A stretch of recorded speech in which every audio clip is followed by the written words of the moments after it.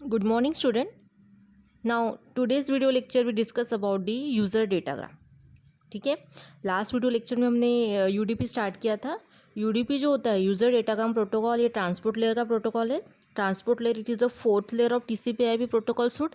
ठीक है, transport layer में हमने टोटल 3 प्रोटोकॉल्स होते हैं, टीसीपी, यूडीपी एंड एससीटीपी. ठीक है, सो हमने लास्ट वीडियो लेक्चर में देखा था कि यूडीपी क्या होता है, उसकी डेफिनेशंस एज वेल एज उसके फीचर्स क्या होते हैं. So now here we see the datagram format of the UDP. So the UDP packets called user datagram. जो भी हम पैकेट सेंड करते हैं सेंडर टू रिसीवर, ठीक है, उस पैकेट को हम डेटाग्राम ऐसे बोलते हैं. जैसे हमने आईपी में किसी पैकेट को अगर हम सेंड करते हैं उसको डेटाग्राम बोलते थे. It contains the data, actual data, payload data. तो यहाँ पे भी हम जब पैकेट सेंड करते हैं उसको बोलते हैं डेटाग्राम.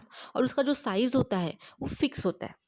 ठीक है, यूडीपी का जो डेटाग्राम का जो साइज़ है, हेडर साइज़, वो क्या होता है, फिक्स होता है. Is nothing but the 8 bytes. अगर आपने टीसीपी का देखते हैं, ठीक है, सो उसका साइज़ जो होता है टीसीपी का वो फिक्स नहीं होता है. सॉरी, आईपी का जो साइज़ होता है वो फिक्स नहीं होता है. वो कितना होता है, 20 to 60 बाइट्स का होता है. सो वैरी होता है. ठीक है, यूडीपी का जो हेडर साइज़ होता है वो 8 बाइट्स का होता है. ठीक है, सो जैसे आप डायग्राम में देख सकते हो, यहाँ पे जो यूडीपी का यूज़र डेटाग्राम है, it consist from the 2 parts, एक हेडर एंड डेटा. सो जो हेडर का जो साइज़ है वो फिक्स है 8 बाइट्स का. मतलब हेडर आपका हमेशा 8 बाइट्स का रहेगा अगर आप यूडीपी प्रोटोकॉल यूज़ करते हो, तो यूडीपी यूज़र डेटाग्राम यूज़ करते हो तो. ठीक है, so what the total size, उसका टोटल साइज़ कितना होता है, तो टोटल साइज़ होता है पर्टिकुलर 8 to 65,535 बाइट्स. ये आपके यूज़र डेटाग्राम का पूरा साइज़ रहेगा. ठीक है, कितना, 65,535 बाइट्स. उसमें 8 जो है, 8 बाइट्स जो है वो आपने हेडर के लिए अलॉकेटेड कर दिए है. और जो रिमेनिंग बाइट्स रहेगी, ठीक है, जितने भी रिमेनिंग रहती है वो आपका रहेगा एक्चुअल डेटा. सो डेटा जो रहेगा वो डिपेंड्स कि आप कितना डेटा सेंड कर रहे हो, पर्टिकुलर सेंडर कितना डेटा सेंड करता है उसके ऊपर वो डेटा वहाँ पे अलॉकेटेड होगा. लेकिन उसका जो एट मैक्स साइज जो है वो कितना होता है, पर्टिकुलर आपके यूज़र डेटाग्राम का 65,535 बाइट. उसमें 8 बाइट्स ये फिक्स है हेडर के लिए, और रिमेनिंग जो रहेगा वो डेटा रहता है. तो अब इसका हेडर फॉर्मेट जो होता है, मतलब जो ये हेडर है, ठीक है, फिगर ए में जो हेडर बताया है उसमें क्या क्या फील्ड होती है, तो उसमें होता है source port number, destination port number, total length and checksum. जैसे हम कोई लेटर सेंड करते हैं अगर, तो उस लेटर को हम एनवलप में डालते हैं, तो वो envelope is nothing but the UDP header. या आप आईपी हेडर बोलो या टीसीपी हेडर बोलो या यूडीपी हेडर बोलो, वो जो header is nothing but the envelope, जहाँ पे हम लिखते हैं to, from, contact number, address, all that things, जो पिन कोड नंबर ये जो लिखते हैं ना एनवलप पे. सो वो सारी इसेंशियल इन्फॉर्मेशन जिसके थ्रू हम लेटर को प्रॉपर डेस्टिनेशन तक पहुंचा सकते हैं, तो वो जो एनवलप होता है उसको हम पर्टिकुलर हेडर ऐसे बोल सकते हैं. ठीक है, सो अब इसमें फील्ड्स होती है सोर्स पोर्ट नंबर. जैसे हमारे पास सोर्स आईपी एड्रेस होता था, अगर IP4 का डेटाग्राम फॉर्मेट हम देखते हैं तो उसमें source IP address, destination IP address रहता था. सोर्स आईपी एड्रेस यानी क्या होता था कि पर्टिकुलर जो कंप्यूटर डेटा सेंड करने वाला है, जो यूज़र डेटा सेंड करने वाला है उसका एड्रेस. जैसे हम लेटर सेंड करते हैं तो टू, यानी जो पर्सन सेंड करने वाला उस वो अपना पूरा एड्रेस लिखता है. ठीक है, और जिसको सेंड करने वाला है डेस्टिनेशन पर्सन को, वो उसका भी पूरा वो एड्रेस वहाँ पे मेंशन करता है. तो उसी तरह से सोर्स आईपी एड्रेस और डेस्टिनेशन आईपी एड्रेस यानी क्या होता था कि जो भी हम होस्ट कंप्यूटर यूज़ करने वाले उसका आईपी एड्रेस, क्योंकि आपके पास अगर आईपी एड्रेस होगा तो ही आप प्रॉपर डेस्टिनेशन तक डेटा को ट्रैवल कर पाओगे. जैसे अगर आपके पास एड्रेस होगा तो ही आपका लेटर प्रॉपर उस सिटी में या उस प्लेस में क्या होता है, ट्रांसफ़र होता है या उसको ऑब्टेंड होता है पर्टिकुलर यूज़र को, डेस्टिनेशन सिस्टम को. उसी तरह से अब हमारा जो यूडीपी है या टीसीपी बोलो या एसटीपी बोलो, यही जो होता है ये process to process running program पे ऊपर वर्क करता है. इसका जो कम्युनिकेशन होता है process to process, computer to computer के लिए हमने आईपी प्रोटोकॉल का यूज़ किया है, लेकिन कंप्यूटर के अंदर भी बहुत सारे क्या होते हैं, एप्लीकेशंस होते हैं. ठीक है, तो वो application to application with port number, अगर एक एप्लीकेशन को सेंडर सिस्टम के एप्लीकेशन को रिसीवर सिस्टम के एप्लीकेशन के साथ अगर कम्युनिकेशन करवाना है with port number, so for that we use the UDP protocol. जैसे हमने आईपी में देखा था source IP address, destination IP address होता था, तो यहाँ पे आपका होता है source port number and destination port number. तो ये जो सोर्स पोर्ट नंबर होता है ये 16 बिट्स का होता है, ठीक है, यानी 2 बाइट्स। सो इसमें जो पोर्ट्स होते हैं उसमें कैसे होता है, आपका जो 0 to 2 to the power 16 - 1 यानी 0 to 65,535 बाइट्स इसका पर्टिकुलर क्या होता है, इसका एंड टू एंड डिलीवर करते हैं, इसका पोर्ट नंबर होते हैं। मतलब ये हम कितने पोर्ट नंबर अलोकेटेड कर सकते हैं, तो हम 0 से लेके 65,535 बाइट्स इतने पोर्ट्स नंबर हम डिफरेंट डिफरेंट एप्लीकेशन को अलोकेटेड कर सकते हैं, जिसमें 0 to 1023 ये जो होती है वैल्यूएबल पोर्ट्स होते हैं, कुछ फिक्स एप्लीकेशन के लिए वैल्यूएबल, मतलब इसका बहुत ज़्यादा इंपॉर्टेंट होता है। देन सम पोर्ट्स जो होते हैं रजिस्टर्ड होते हैं, और सम नॉर्मल पोर्ट्स भी हम यूज़ करते हैं इन योर कंप्यूटर सिस्टम, ठीक है। So this is the port number used by process running on the source. It is 16 bits long, which means that port numbers can range from 0 to 65,535 bits। जो मैंने बताया कि port number की range कितनी होती है, आप 0 से 65,535 बाइट्स तक आप पोर्ट नंबर अलोकेटेड कर सकते हैं डिफरेंट एप्लीकेशंस को। If source host is the client, the port number in most cases is a एम्पेरियल पोर्ट नंबर। एम्पेरियल यानी टेम्पररी, शॉर्ट टाइम पीरियड के लिए हम उसको पोर्ट नंबर प्रोवाइड करते हैं, ठीक है। So requested by the process and by chosen by the UDP software running on the source host. तो ये जो आपको अगर टेम्परेरी टाइम पीरियड के लिए अगर पोर्ट नंबर चाहिए तो हम क्या करते हैं, अपने प्रोसेस से रिक्वेस्ट करते हैं, ठीक है। सो जैसे ही मैं डेटा सेंड करती हूँ, ठीक है, सो जैसे मैं डेटा सेंड कर रही हूँ तो मेरे कंप्यूटर में जो भी एप्लीकेशन डेटा सेंड करे, यानी जिस एप्लीकेशन के थ्रू मैं डेटा सेंड कर रही हूँ उसका पोर्ट नंबर आ जाएगा।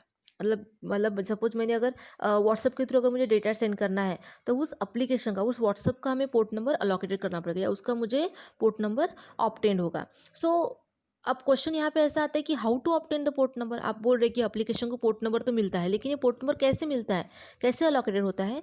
सो जब हम ब्राउज़र ऑन करते हैं, तो जैसे ही हम इंटरनेट से कनेक्ट करते हैं, तो हमारा कंप्यूटर को जैसे ही हम इंटरनेट से कनेक्ट करते हैं तो वहाँ पे ऑपरेटिंग सिस्टम हमें पोर्ट नंबर असाइन करती है। तो हमारे कंप्यूटर की जो मतलब ब्राउज़रिंग जब हम ऑन करते हैं तो हमें क्या होता है, जैसे ही हम इंटरनेट से कनेक्ट करते हैं तो वहाँ पे ऑपरेटिंग सिस्टम जो होती है हमें पोर्ट नंबर असाइन करती है। दैट इज़ उस ब्राउजिंग की एप्लीकेशन को पोर्ट नंबर मिल जाती है। हम ऐसे बोल सकते हैं कि जिस एप्लीकेशन के थ्रू हम ब्राउजिंग परफॉर्म करने वाले उस एप्लीकेशन को एक पोर्ट नंबर मिल जाती है, तो अपने को ये इंटरनेट के थ्रू ही पोर्ट नंबर अलोकेटेड होता है, ठीक है। सो उस पोर्ट नंबर के through we can access the web server. उस पोर्ट नंबर के थ्रू हम किसी भी वेब सर्वर को एक्सेस कर सकते हैं। मतलब हमारे कंप्यूटर में जो एप्लीकेशन डेटा सेंड करने वाली है उस एप्लीकेशन को पोर्ट नंबर मिल जाएगा। जब आप इंटरनेट को ऑन करोगे तो हमारी जो ऑपरेटिंग सिस्टम है वो ब्राउजिंग के थ्रू, या जब भी हम ब्राउजिंग करते हैं, ठीक है, तो हमें ऑपरेटिंग सिस्टम में क्या करती है, पोर्ट नंबर प्रोवाइड करती है। यानी आपको इंटरनेट से कनेक्ट होना पड़ेगा, ब्राउज़र ऑन करना पड़ेगा, तभी आपको operating system port number provide करेगी। और उस पोर्ट नंबर के थ्रू आप क्या कर सकते हैं, वेब सर्वर से कनेक्ट हो सकते हैं, ईमेल सर्विस कनेक्ट कर सकते हैं, फाइल ट्रांसफर कर सकते हैं, नंबर ऑपरेशन परफॉर्म कर सकते हैं, ठीक है। सो डिफरेंट पोर्ट नंबर होते हैं। जैसे ईमेल पोर्ट नंबर जो होगा 25 होगा, उसी तरह से आपका जो पर्टिकुलर SMTP का जो पोर्ट नंबर होता है वो आपका पर्टिकुलर 161 होगा। तो डिफरेंट आपको जो ऑपरेशन परफॉर्म करना है, जो भी सर्विसेज परफॉर्म करे, उस बेसिस पे आपको पोर्ट नंबर, आपके सिस्टम का पोर्ट नंबर उस पोर्ट नंबर के साथ क्या किया जाता है, कनेक्ट किया जाता है। मतलब मेरे ऑपरेटिंग सिस्टम ने जो मुझे पोर्ट नंबर दिया वो तो मेरे लिए फिक्स रहेगा, लेकिन जो मुझे डोमेन के साथ वर्क करना है, सपोज मुझे फाइल ट्रांसफ़र करना है, मुझे मेल सर्विस प्रोवाइड करना है, तो मेल के लिए मुझे एक पोर्ट नंबर, मतलब मेल का जो पोर्ट नंबर होगा उसके साथ मेरा ऑपरेटिंग सिस्टम ने जो मुझे पोर्ट नंबर दिया है वो कनेक्ट हो जाएगा। अगर मुझे फाइल ट्रांसफ़र करना है तो उसके लिए पोर्ट नंबर अलोकेटेड हो जाएगा। यानी डिफरेंट एप्लीकेशन के लिए डिफरेंट पोर्ट नंबर यहाँ पे अलोकेटेड होते हैं, ठीक है। सो उसी तरह से डेस्टिनेशन पोर्ट नंबर भी वही होगा। So this is the port number use by the process running on the destination hot is also 16 bytes long. तो जैसे आपका सोर्स का पोर्ट नंबर मिलता है, ठीक है, डेस्टिनेशन सिस्टम के साथ। डेस्टिनेशन सिस्टम मेरी मेल सर्वर हो सकती है, वेब सर्वर हो सकती है, ठीक है, क्योंकि अगर मैं सर्वर के साथ कनेक्ट होती है तो मेरा जो डेस्टिनेशन पीसी जो रहेगा वो एक सर्वर हो सकता है। तो उसको भी क्या किया जाता है, पोर्ट नंबर अलोकेटेड किया जाता है. So if the destination host is a server, the port number in most case is a well known port number. अगर मेरा डेस्टिनेशन होस्ट अगर सर्वर है तो उसके लिए क्या होता है, वेल नोन पोर्ट. जैसे मैंने बताया था आपको कि एनटीपी के लिए 123 पोर्ट नंबर अलोकेटेड किया है, पहले से अलोकेटेड किया है कि ठीक है. Then SNMP simple network management protocol के लिए 162 अलोकेटेड किया है. देन डिस्कार्ड करना है मुझे किसी डेटाग्राम को तो उसके लिए 9. तो हर एक एप्लीकेशन के लिए, हर एक टास्क के लिए हमने यहाँ पे क्या किया है, सेवरल पोर्ट नंबर को अलोकेटेड किया है. ठीक है. So if the destination host is the client, अगर डेस्टिनेशन होस्ट ये क्लाइंट होगा तो port number in most is the एम्पेरियल port number, temporary port number होगा उसके लिए. उसको जो पोर्ट नंबर मिलने वाला है वो टेम्परेरी टाइम पीरियड के लिए प्रोवाइड होगा. ठीक है. जब तक वो एप्लीकेशन चालू है तब तक वो पोर्ट नंबर वैलिड रहेगा. जैसे एप्लीकेशन बंद हो जाता है, उसका टाइम पीरियड एक्सपायर हो जाता है, तो पोर्ट नंबर भी वहाँ से डिस्कार्ड हो जाता है. ठीक है. So this is nothing but the port number. Then length. अब लेंथ जो होती है वो होती है आपकी 16 bits that define the total length of the user datagram. अब टोटल लेंथ यानी क्या, टोटल लेंथ यानी उसमें हेडर भी आ जाता है. जैसे आपका हेडर प्लस डेटा, यानी जो आपका टोटल लेंथ यानी क्या है, आपका जो यूजर डेटाग्राम में दो फील्ड है, header and data. So total length यानी header plus data. So this 16 bits can define total length. इसकी भी जो रेंज जो होती है वो 0 से होती है 65,535 बाइट्स, क्योंकि हमारा जो यूजर डेटाग्राम की जो टोटल लेंथ है वो कितनी है, 65,000 है. So the length of the field in user datagram is actually not necessary. ठीक है. नेसेसरी नहीं है, बट क्या होता है कि यहाँ पे हमने डिफाइन कर दिया है कि 8 बाइट्स का डेटा रहेगा और रिमेनिंग जो रहेगा, सॉरी 8 बाइट्स का हमारा हेडर रहेगा और रिमेनिंग जो है वो हमारा डेटा रहता है. तो हमारा डेटा कितना क्वांटिटी का है उस बेसिस पे उतने ही हम बाइट्स को यूज़ करेंगे, ना कि पूरे बाइट्स को. ठीक है. Then user datagram is encapsulated in IP datagram. User datagram जो होता है हमारा, यूडीपी का जो डेटाग्राम होता है उसको हम इनकैप्सुलेटेड करते हैं आईपी डेटाग्राम में. ठीक है. मतलब हमारा जो, मतलब जैसे डेटाग्राम, जैसे डेटा ऊपर अबो लेयर से आ रहा है, ठीक है, एप्लीकेशन लेयर से आ रहा है, ट्रांसपोर्ट लेयर पे जाता है, ट्रांसपोर्ट लेयर से फिर वो आईपी लेयर पे, नेटवर्क लेयर पे आता है, क्योंकि नेटवर्क लेयर हमारी थर्ड लेयर होती है, ट्रांसपोर्ट लेयर हमारी फोर्थ लेयर होती है. जैसे डेटा ऊपर ऊपर की लेयर से आ रहा है तो ट्रांसपोर्ट लेयर से डेटा कहाँ पे जाएगा, आईपी लेयर में जाएगा, नेटवर्क लेयर पे जाएगा. तो नेटवर्क लेयर का जो आईपी डेटाग्राम होता है वो क्या करता है, आप अपर लेयर से सपोज अगर यूडीपी प्रोटोकॉल के थ्रू मेरे पास डेटा आ रहा है तो उसका जो डेटाग्राम रहेगा उसको इनकैप्सुलेटेड कर लेगा अपने डेटाग्राम में.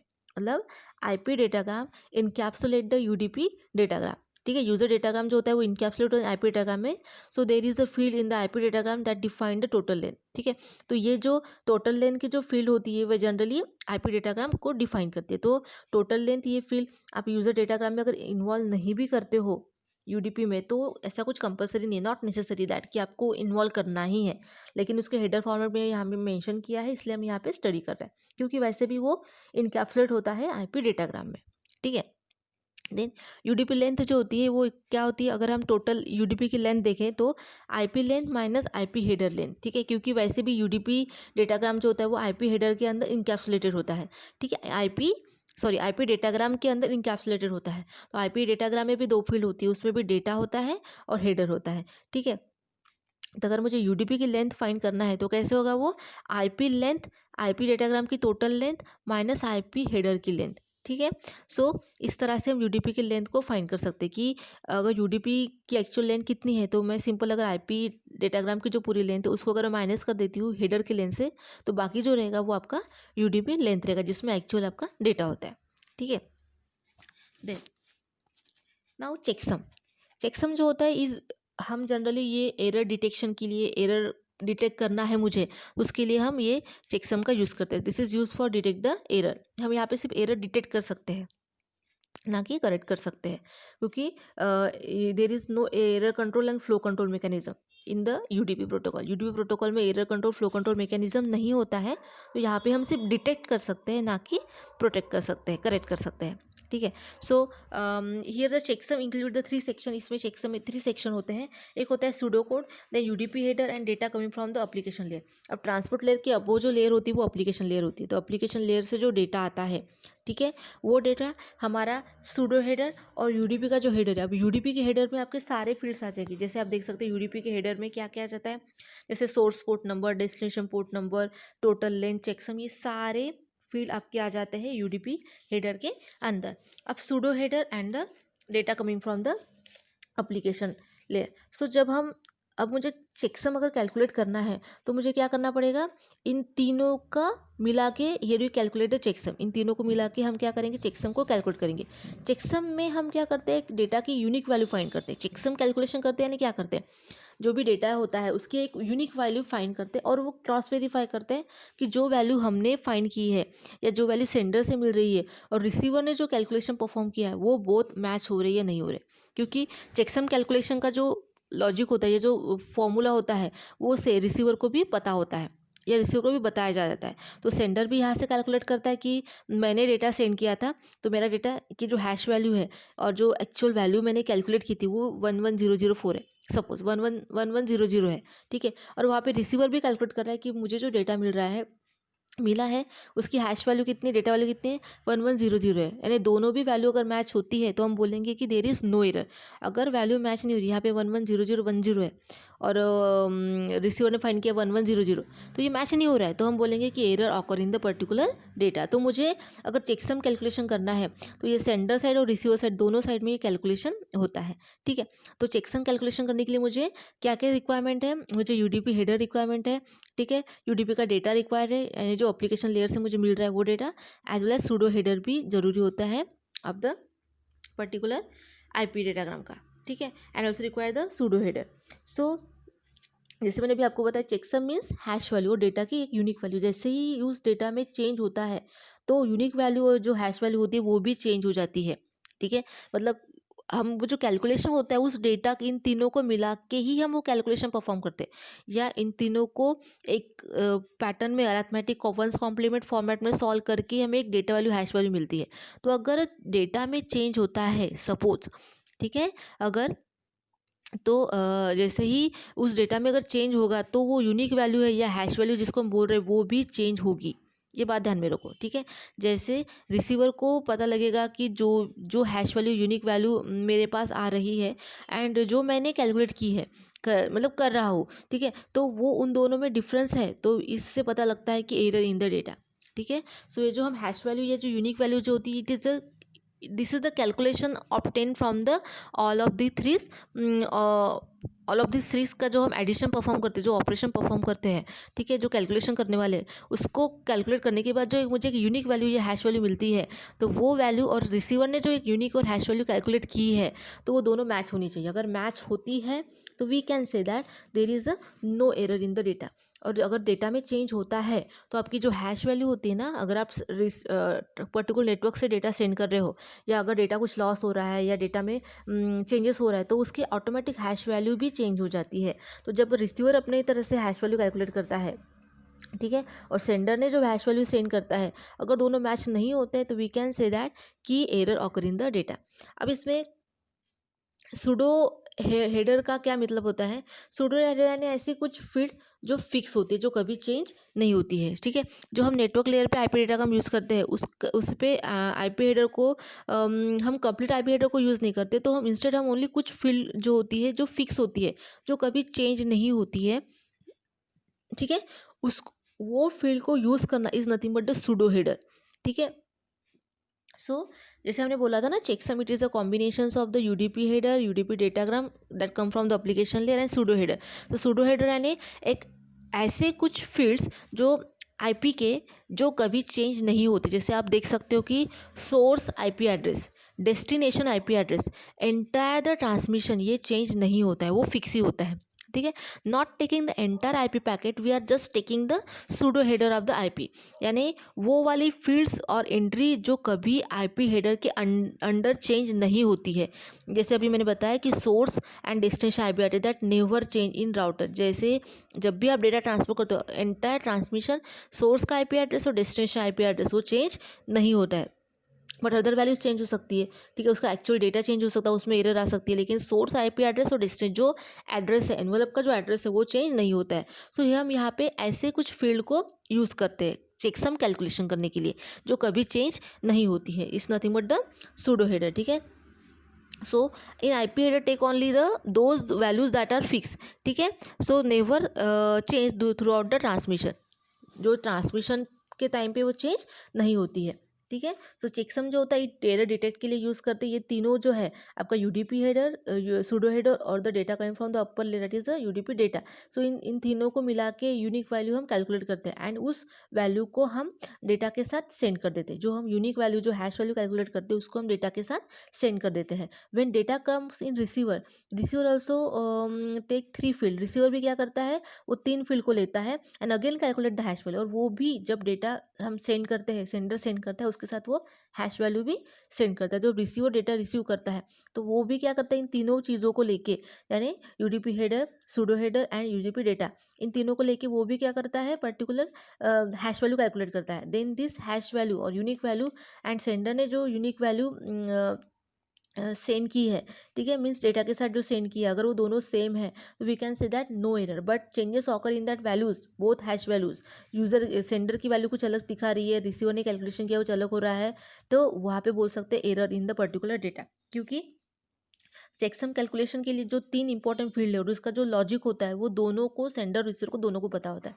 वो अपनी अपनी तरह से सेंड करते हैं। मतलब सेंडर तो अपना जो डेटा भेजेगा उस बेसिस पे वो कैलकुलेट करता है और रिसीवर को भी जो भी 3 फील्ड है उसको कॉम्बिनेशन करके, उसका वंस कॉम्प्लीमेंट करके वो भी हैश वैल्यू फाइंड करता है। Both are match, then we can say that no error. If not match, we can say the error is occur in the particular data. So this is the header format of the UDP. ठीक है। Now so इसमें सिर्फ 3 ही field, 4 ही field होती है। Port number, जो application run हो रही है हमारी कंप्यूटर सिस्टम पे, और डेस्टिनेशन सिस्टम पे। अगर वो डेस्टिनेशन सिस्टम में अगर सर्वर है तो उसका जो होगा वो फिक्स, अगर सर्वर है तो उसके लिए हम क्या करते हैं, वेल नोन पोर्ट नंबर होते हैं। अगर वो क्लाइंट है तो उसको हम एम्पेरियल यानी टेम्परेरी टाइम पीरियड के लिए पोर्ट नंबर अलोकेटेड करते हैं। Total length and total length of the IP, total length of the UDP datagram. और चेकसम जो होता है वो एरर डिटेक्ट करने के लिए हम यूज़ करते हैं। ठीक है, this is the particular datagram format of the UDP. ठीक है, डेटा तो जो है वही रहेगा। जो जो फील्ड्स होती है वो फील्ड्स किसकी होती है, हेडर की होती है। मतलब हेडर में ही लिखा जाता है कि सोर्स कौन है, डेस्टिनेशन कौन है, चेकसम है क्या उसमें, टोटल लेंथ कितनी है। तो ये सारी फील्ड जो है वो किसकी रहती है, हेडर की रहती है। डेटा तो जो रहेगा, जो अपर लेयर से आ रहा है वही एक्चुअल डेटा रहेगा। ठीक है, उसमें चेंज होने वाला नहीं है। लेकिन वो डेटा कहाँ पे जाना चाहिए, उसका एड्रेस तो पता होना चाहिए ना। उस एड्रेस के लिए, उस एनवलप के लिए हम हेडर का यूज़ करते हैं। ठीक है। Now here we see the applications of UDP. अब एप्लीकेशन यूडीपी क्या है, सो यूडीपी जो है is the simple request response communication when the size of the data is less and hence there is easier concern about the flow and error control. ठीक है, ये जो सिंपल रिक्वेस्ट रिस्पॉन्स पैटर्न में होता है आपका यूडीपी का applications, यानी आप रिक्वेस्ट करोगे वो रिस्पॉन्स करेगा। सिंपल, ज़्यादा मुझे कनेक्शन क्रिएट करने की ज़रूरत नहीं होती। और ये जो यूडीपी होता है, हम जिसमें मिनिमम अमाउंट ऑफ डेटा अगर मुझे सेंड करना है, at that time we use the UDP protocol.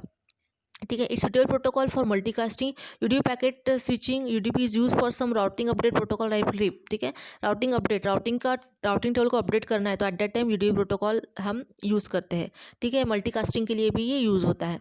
ठीक है, so normally use for real time application we can not tolerate uneven delays between the sections of the receive message. अगर मुझे speedly data send करना है, मुझे delay नहीं चाहिए, मतलब फास्ट, जितना फास्ट हो के उतना फास्ट अगर डेटा सेंड करना है तो at that time we use the UDP application. Doesn't care of the reliability, doesn't care of the acknowledgement, उसको पैकेट पूरे कंप्लीट मिल रहे हैं नहीं मिल रहे, कुछ लॉस हो रहे, क्या हो रहा है, तो ये हमें इसकी कोई केयर नहीं। हमें सिर्फ स्पीडली डेटा सेंड करना है विदाउट डिले, मुझे डिले नहीं चाहिए। और जब मुझे small amount of data send करना होता है तो at that time we use the UDP. ठीक है, so following implementation usages the UDP as a transport layer protocol. ठीक है, यूडीपी हम ये सब प्रोटोकॉल को इम्प्लीमेंटेशन करने के लिए भी यूज़ करते हैं। जैसे एनटीपी, नेटवर्क टाइम प्रोटोकॉल को इम्प्लीमेंट करने के लिए हम यूडीपी का यूज़ करते हैं। Then DNS, domain name service, यानी it is a query request protocol, it is a one request one response, जिसमें हमें कनेक्शन बनाने की ज़रूरत नहीं होती। ठीक है, only one request and one response की तरह से हम इसमें वर्क करते हैं। जैसे डीएनएस वर्क, जैसे हम डीएनएस को रिक्वेस्ट करते हैं। जैसे अगर मुझे डोमेन नेम को आईपी एड्रेस में कन्वर्ट करना है, ठीक है, क्योंकि देखो जब भी हम नेट सर्फिंग करते हैं या कुछ भी ओपन करते हैं तो हम क्या करते हैं, गूगल, अगर मुझे गूगल पे कुछ सर्च करना है या मुझे गूगल ही ओपन करना है तो हम क्या लिखेंगे, google.com। बट ये लैंग्वेज कंप्यूटर को नहीं समझती ना, उसको तो आईपी एड्रेस चाहिए होता है। तो वो हम, ये जो रिक्वेस्ट होती है google.com, तो ये रिक्वेस्ट पहले डीएनएस के पास जाती है। ठीक है, फिर डीएनएस उसको क्या करता है, कन्वर्ट करता है आईपी एड्रेस में, और आईपी एड्रेस में कन्वर्ट करने के बाद फिर मुझे उस पर्टिकुलर वेब पेज पे लेके जाता है। ठीक है। सो हमने सिंपली क्या रिक्वेस्ट किया है, हमने डीएनएस को रिक्वेस्ट किया कि ये जो मेरा डोमेन नेम है या जो अल्फ़ाबेटिकल नेम है उसको न्यूमेरिक में कन्वर्ट कर दो, ठीक है। तो उसके लिए मुझे कनेक्शन बनाने की ज़रूरत नहीं है ना यहाँ पे। सो यानी वन रिक्वेस्ट वन रिस्पॉन्स, ठीक है। सो इस तरह से डीएनएस के लिए वर्क होता है। उसी तरह से डीएचसीपी के लिए भी हम यूडीपी एप्लीकेशन का यूज़ करते हैं, यूडीपी प्रोटोकॉल का यूज़ करते हैं। If I have MAC address and I want to find the IP address, ठीक है, तो हम सिंपली रिक्वेस्ट करेंगे डीएचसीपी प्रोटोकॉल को कि मेरे पास मैक एड्रेस है, मुझे आईपी एड्रेस चाहिए, तो वो सिंपली मुझे आईपी एड्रेस प्रोवाइड करेगा, ठीक है, टेम्परेरी टाइम पीरियड के लिए या जो भी मेरी रिक्वायरमेंट तब तक, ठीक है। सो इसमें हम कुछ कनेक्शन बना नहीं रहे, हम सिंपली रिक्वेस्ट कर रहे हैं, वन रिक्वेस्ट वन रिस्पॉन्स, ठीक है। कि हम अगर सपोज़ अगर मुझे अगर हम रियल टाइम अगर एग्जांपल लेते हैं, अगर मुझे किसी शॉप का मुझे एड्रेस पूछना है किसी अननोन पर्सन को, तो हम उसको बोलेंगे कि भाई ये जो एड्रेस है, ये शॉप है वो कहाँ पे है, किस एरिया में है। तो उसके लिए मुझे पहले से उसके साथ अपॉइंटमेंट नहीं लेनी पड़ेगी या उसके साथ पहले से मुझे कनेक्शन नहीं बनाना पड़ेगा कि भैया आप कहाँ रहते हो, आपका नाम क्या है, आपका कॉन्टैक्ट नंबर क्या है। ये सब मुझे कनेक्शन बनाने की ज़रूरत नहीं है। मैं सिर्फ उसको पूछूंगी कि ये जो शॉप है पर्टिकुलर जो नाम बताया मैंने आपको वो कहाँ पे है, ठीक है। तो ओनली वन रिक्वेस्ट करेंगे हम कि ये शॉप का एड्रेस मुझे बताइए, अगर आपको पता होगा तो वो अगर उसको पता होगा तो बोलेगा कि ये शॉप इस एरिया में है, ये यहाँ से जाओगे, लेफ्ट से राइट जाओगे तो आपको ये शॉप मिल जाएगा। तो इस तरह से एक वन रिक्वेस्ट वन रिस्पॉन्स, इस तरह से ये आपका डीएनएस डीएचसीपी ब्रूट प्रोटोकॉल जो होते हैं इनको इम्प्लीमेंटेशन करने के लिए भी हम यूडीपी प्रोटोकॉल का यूज़ करते हैं, ठीक है। नेटवर्क न्यूज़ प्रोटोकॉल के लिए भी हम इसको इम्प्लीमेंटेशन करने के लिए भी हम इसका यूज़ करते हैं, ठीक है। यूडीपी नेटवर्क लेयर्स में जो डेटाग्राम होता है उसे रिसीवर को सेंड करता है, तो यूडीपी वर्क वेरी स्पीडली, ठीक है। जो भी डेटाग्राम होता है सेंडर टू रिसीवर अगर मुझे सेंड करना है तो हम वेरी स्पीडली यहाँ पे यूडीपी प्रोटोकॉल के थ्रू स्पीडली सेंड कर सकते हैं, ठीक है। देन रीप में इसका यूज़ होता है, ओएसपीएफ में अगर राउटिंग पाथ फाइंड करना है, शॉर्टेस्ट पाथ फाइंड करना है मुझे मिनिमम डिस्टेंस में विदाउट डिले, ठीक है, तो एट दैट टाइम हम यूडीपी प्रोटोकॉल का यूज़ करते हैं जिसमें ज़्यादा ओवरहेड नहीं होता है, ठीक है। This not take a more overhead as well as small amount of data अगर मुझे सेंड करना है, ठीक है, मिनिमम डिस्टेंस में, तो at that time UDP is the best protocol, ठीक है। इसका फिर से हम यूज़ राउटिंग अपडेट करने के लिए यूज़ कर सकते हैं, ठीक है। यूडीपी के थ्रू हम राउटिंग अपडेट प्रोटोकॉल में भी ये यूज़ होता है। रूटिंग इन्फॉर्मेशन राउटिंग इन्फॉर्मेशन भी हम फाइंड कर सकते हैं with the help of UDP, ठीक है। रूट को ट्रेस कर सकते हैं कि हमें किस रूट से कौन सा शॉर्टेस्ट पाथ रूट है और किस रूट से मुझे डेटा को ट्रांसफ़र करना है, तो वो हम रूट भी ट्रेस कर सकते हैं by using the UDP protocol, ठीक है।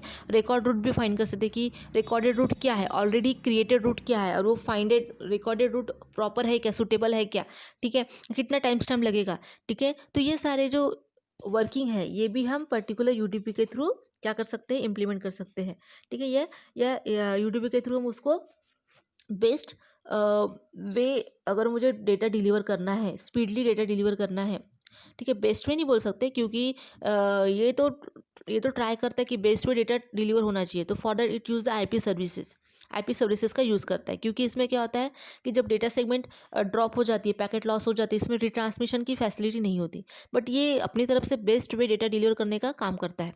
फिर वो रिसीवर को मिलता है नहीं मिलता है वो उसकी रिस्पॉन्सिबिलिटी, लेकिन ये अपनी तरफ से डेटा को बेस्ट वे से सेंड करता है। तो यूडीपी प्रोटोकॉल जो होता है, अगर मुझे स्पीडली डेटा सेंड करना है, ज़्यादा ओवरहेड नहीं चाहिए, without caring of the reliability, मुझे रिलायबिलिटी एक्नॉलेजमेंट का कोई केयर नहीं है, सिंपली मुझे डेटा स्पीडली सेंड करना है, ठीक है। जैसे विदाउट स्ट्रीमिंग, जैसे हम यूट्यूब पे वीडियो वगैरह देखते हैं तो उसमें डिस्टर्बेंस नहीं होता, वो कंटिन्यू सीक्वेंस में कंटिन्यू में वो क्या होते प्ले होते हैं voice over IP. This are the examples of the UDP. So in that types of application we use the UDP protocol, ठीक है। So I hope you understand this video. Thank you.